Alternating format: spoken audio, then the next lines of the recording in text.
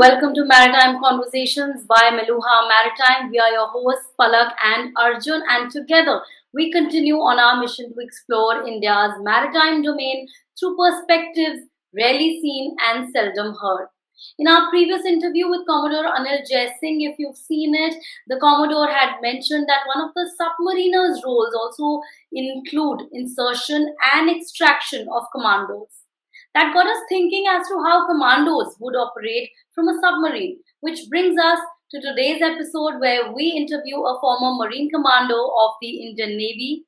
We welcome Commodore Vijay Pal Singh Rawat, VSM retired, a highly accomplished Marine Commando. An alumnus of NDA, he completed his clearance diving course and became a MARCO in 1991 and went on to pursue higher defense management course in Indonesia.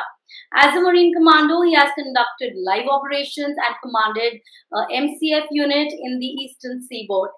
Some of his other commands include INS Guldar, which was extensively deployed for post 2004 tsunami relief ops in Andamans, and INS Gomti, a guided missile frigate. He has also been directing staff, Naval War College, and remained the longest serving principal director, special ops and diving at NHQ. Well, that's quite an introduction, sir. And I'm sure there's lots to you, much more than we've already told our audience right now. But let me begin by asking you our first very, very basic question that I'm sure everybody wants to know. Could you tell us why does the Indian Navy require its own special forces? I mean, what is the role? What is MARCOS? Actually, Marine Commandos is the special forces element of the Indian Navy. Like the other two services who got their own special forces entities, the Navy felt the need of having Marine Commandos primarily because of the security threat they envisaged, which could actually manifest in our oil rigs, which are located at a distance of 80 to 100 nautical miles from the Mumbai area, and now also in the eastern seaboard, 30 to 40 nautical miles away from the eastern coast. So now what happens is that you are all aware, we are all aware that India is a oil dependent country, and we are actually oil importing, one of the largest oil importing countries in the world, where we are only able to make about 21% of our oil from the oil reserve which we have, largely in the Bombay High region and the Krishna Godavari delta. So now what happens? We have a huge amount of oil rigs there, and these oil rigs are quite susceptible to action by inimical forces to India. In terms of people could actually do some terrorist activity there. They could actually take people on, they could take people on hostage and create nuisance value for us, and they could also damage and destroy these kind of oil rigs. So now the Navy in the 90s, in the early 80s, thought of a plan how to circumvent this developing threat. And towards that, they decided that we must have a rapid deployment force which could have the capability of doing flushing out operations, or today it's called anti-terrorist operation, hostage rescue operations, and also can also be like a deterrent force for any enable force even thinking of doing this kind of things to us. And that was the primary reason as to why the Marine Commandos, or initially called the Indian Marine Special Force, were formed. But there is a precedent to this, because in the 1971 war, if you recollect, the Mukti Bahini was also trained by the naval clearance divers. Now, earlier the naval clearance divers were the one who also did commando activity, like what was seen in the 1971 war. And thereafter, what happens? The Navy did not really have the need for doing any kind of special operations. So that is why the clear diving officers and the sailors were not, consolidating their commando skills, and they were focused more on diving operations, salvage diving operations, and some of them became saturation divers and deep sea divers and all for submarine rescue and other deep water salvage activities. Right. Well, yes, that's quite interesting. You know, I'm sure not many know what Marcos do. What is the role? And I'm sure Arjun, you too have some more following questions regarding this entire thing that we're talking about. Thank you very much, Palak. Sir, you mentioned about how clearance divers were giving training to Mukti Bahini during the 1971 war. Right. So, towards that, sir, if you see, you have also completed the clearance diving course. So, could you tell how does one become a Marco in the Indian Navy? In my time, everyone had to, even today also, everyone had to be a diver. So there are two varieties of divers in the Navy. One is called the ship divers, which are largely restricted in activities which is relevant to a warship, underwater checks, and all these things. And so the training is only about 2 months, and they only dive in the air diving set, and they have a limitation of depth limitation of 35 meters. There is another lot which is called the clearance divers, like us. I was a clearance diver, which training is about 8 to 9 months, and we do a lot of combat diving operation underwater, salvage. We have a depth limitation to 55 meters, and some of us graduate into becoming saturation divers and all. So this is the clearance divers. In my times, firstly we had to do the clearance diving course of 8 to 9 months. Thereafter, as part of the clearance diving course, you had to do a 1 month attachment at the infantry school Belgaum to do the basic infantry commando course. After that, we were selected to shortlisted for being volunteers for the Marine Commando course, and the Marine Commando course in my time was about 14 to 15 months. So you see that it was the whole preparation from the scratch to become a Marine Commando was pretty long. So Mhm. when I was the principal director special operation diving in 2012, a decision was taken that we must actually make this course a bit more modular and make this course contemporary as per the contemporary standard of the world. And as a model, we had the US Navy SEALs course, which is about 6 7 months, and they had three distinct phases. The first phase is the diving phase, and the second phase is the landborne phase, and the third phase is the special weapon and tactics phase. So this is the model actually we based our latest Marine Commando courses, and let me tell you that these courses are very well received, and the output which you have out of these courses is excellent. Right, and in fact, since you're talking about all this interesting stuff, I also heard, rather, is it true that Marcos can also operate from a submarine? I mean, what are the different modes of deployment? How does one actually operate from a submarine and, through smaller boats or crafts? How does that happen? So, So the Marine Commandos are a four-dimensional force. The first dimension is the land dimension where most of the war fighting takes place, land, including the coastal areas. The second dimension is the surface of the sea, where you can utilize the surface of the sea for transiting from place A to place B or to the objective area and then exfiltrate from there. And that is done by using either on a surface craft or high speed crafts or underwater or ships, and also largely a craft of opportunities. And then you have an underwater phase where you can actually propel using underwater craft. We have specialized craft for the Marine Commandos, and then you can also go by submarine and do underwater operations, basically launch and recovery from a submarine for trying to go to a target area and do the activity and come back and get recovered by the submarine. And of course, the fourth dimension is the air dimension, where we use skydiving or paratrooping or even helicopter, heliborne operations and all. So these are basically the four methods, those four dimensions in which the Marine Commandos operate. And you asked specifically about the submarines. Yes, we do something called as special boat section operations from the submarines. And I will not tell you as to what all can be done and how it is done. Mhm. Suffice to Yeah. say that we actually sail on board a submarine, and let me tell you, life in the submarine can be really exhausting and really tough. And whenever I've sailed on board a submarine for launch and recovery, I mean, it is very mind-boggling, and I didn't want to stay 1 minute extra inside a submarine. Well, I'm sure it has its challenges, and it really is something that one cannot fathom, or the kind of work that, of course, all our forces do, but the special forces and the Marcos, and of course, people inside the submarine certainly is a big challenge. Arjun, you have more questions. Sir, since we spoke about submariners, we also understand that, in the other branches of the Navy, usually life is mostly pre-planned. Like, that you have to, your shift time is at so and so time, and you have to do watchkeeping or whatever it is. But how is the life, or if I should say, how is a day in the life of a Marcos? Like, is it predictable or unpredictable? Because sometimes the threats just come out of thin air. So could you tell us what it is like to be a Marine Commando for a day? See, the life in the Navy, as such, like in the life in the Army, is not very predictable. But what happens fundamentally, the routine is generally well set, unless there is some exercise or activities which are other than the normal.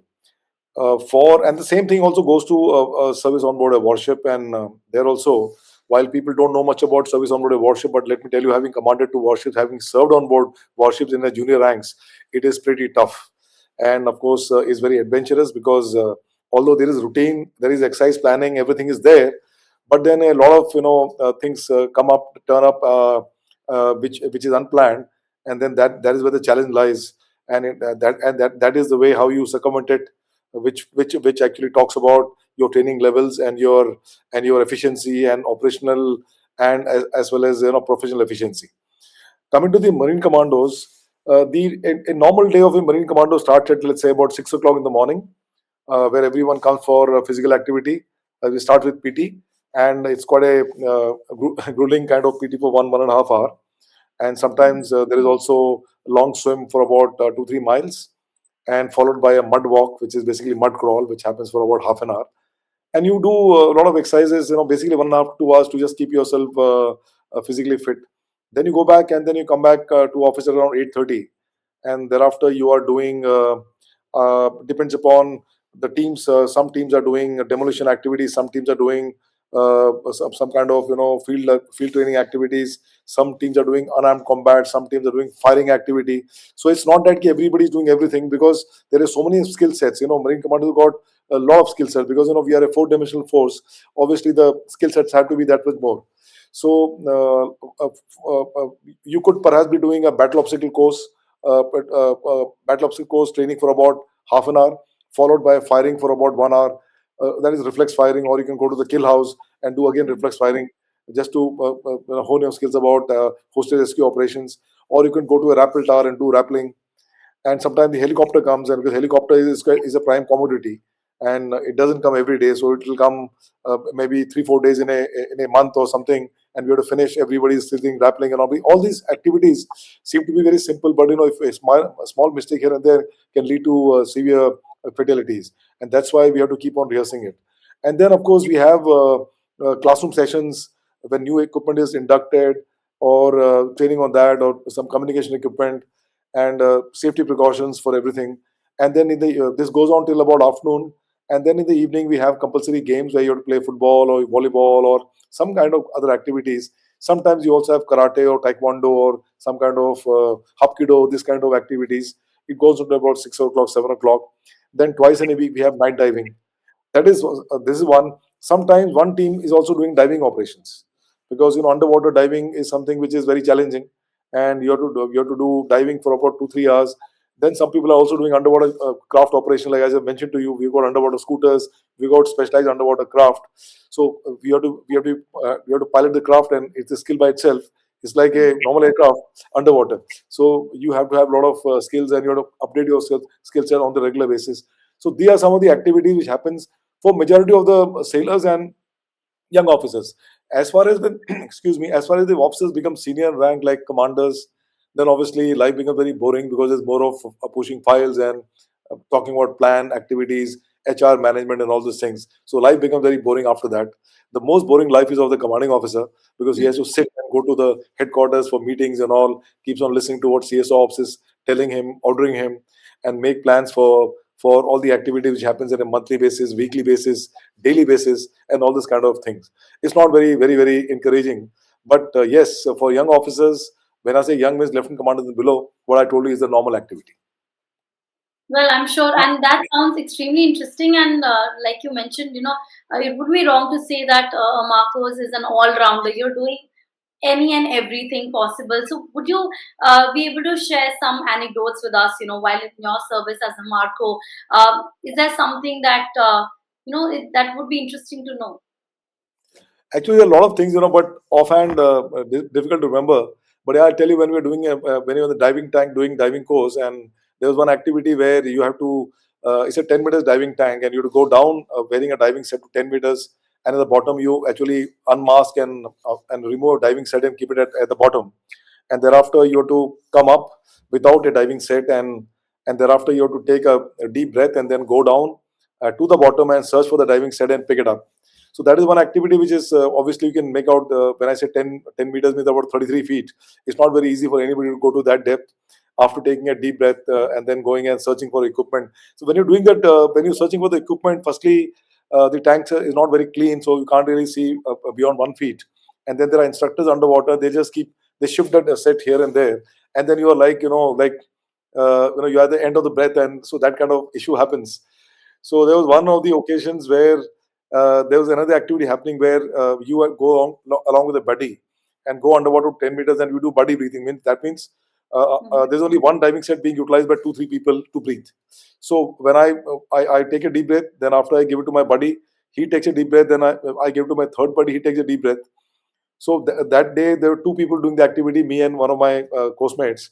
And what he did is that he switched off my cylinder, and which I don't know, and then he took a breath and gave me one breath. And once I took a breath, and he just swam away from there. And imagine we were tied with a buddy line, and the buddy line went under our ladder. So when after some time I looked around for him, I called him, pulled him back, "Bhai, give me the air to breathe," and he was just he didn't give me. Just he was trying to play pranks. He also didn't realize that the buddy line has actually got foiled up with the ladder underwater. And so when I try to escape, so because now it has become like a pulley. So I'm trying to go up, but he's going to pull me. So I was not able to go up. And soon he realized that there's some problem, and he finally gave me this air to breathe. breathe. And then I came very close underwater to him, and I punched him nice and proper underwater. So that's one interesting anecdote, but it could have been dangerous Yes, if he had. absolutely. And I'm sure all these things sound funny now after many years have passed, and fortunately, nothing has gone wrong. But it really is. I mean, times like those could be really dangerous. It could be a matter of life and death in seconds, for sure. But very, very interesting to know, and I'm sure there's so much more to know from you. We really, Arjun, if you have more questions, please. Sir, you of course you spoke about your experience during training, but I believe you've actually seen some combat when you were a Marco commando. So, if I'm not mistaken, you were part of an interdiction mission off the coast of Madras when in the early 1990s. So, could you give our listeners or viewers a little perspective about what it is like to conduct these special operations in the high seas? Actually, that's one operation which I really can't talk about because of obvious reasons. But I can tell you that we all are geared up for doing operations on a regular basis. Our day-to-day activities, when I told you about all the activities, which is a day-to-day thing which happens in all Marine Commando unit, we have to be prepared at each and every time to be deployed within 30-minute notice. So now, since the skill sets are so wide, so everybody cannot do everything. So what happens is that there are some people who specialize. I mean, everybody has got a basic specialization, but some people specialize in, let's say, intervention, maritime intervention activity. Some people specialize in underwater activities. Some people specialize in demolition activities, like that. And it's all this specialization are only temporary in nature. Means after 2-3 months you can change. You can be some other team, like that. So any eventuality like this, when I remember distinctly for that operation, we were playing cricket on Sunday. It was a Sunday, and then suddenly we got a call from the ops room, and our CEO was called. At that time, he was an officer in charge. He was called, and then he went, met with the chief of staff, and then he rang me up from there. I was the second senior most guy in the unit, and he told me that be prepared. We have to be airlifted by evening for some activity which is going to happen down south, and we didn't know much about the activity, so we no, we were confident because what it could be activity at sea, so we have to be prepared with our boats and submachine guns and our sniper rifles and our demolition stores and all, and everything was prepared, and flew down in the evening to the place, Minambakam Airport, and thereafter from there we went for the briefing, and later on we went for the operation, which was successful. So let me tell you, when you're doing this kind of stuff, it is so routine sort of thing, mechanically done. It's a muscle memory which takes on. You don't really feel anything. You feel that it's a normal day-to-day activity which is happening. And only when you hear enemy fire at you and some sound of it, then probably realizing down that actually you are at war or you are in a conflict.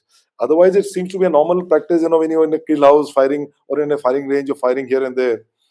Means you're not firing here and there, but you're firing, running one part and then actually rolling and firing on the other side. That's called move and fight drill and all. But it really doesn't feel anything that you are actually being deployed for something.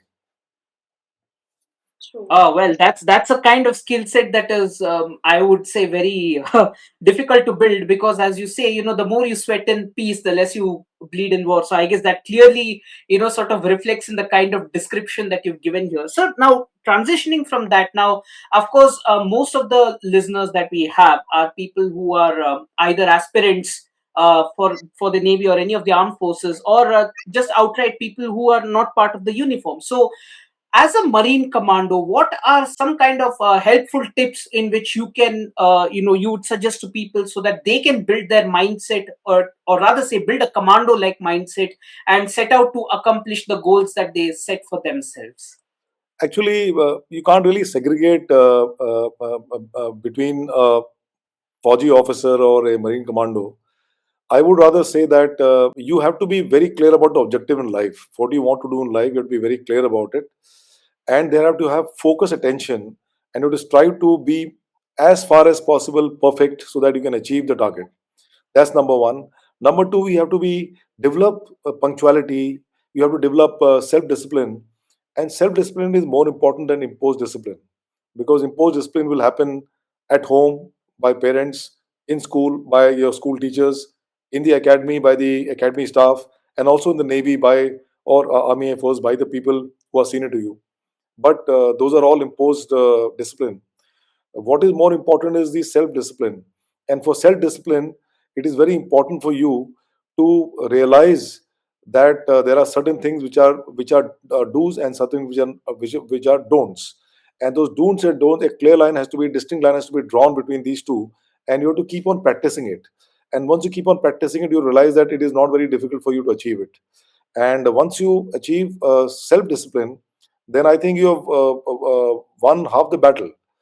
Then the other thing is that you should be academically sound. If you're not academically sound, and if you're not physically fit, then I'm sorry, you won't be able to give a try, give a shot at becoming an officer in the armed forces.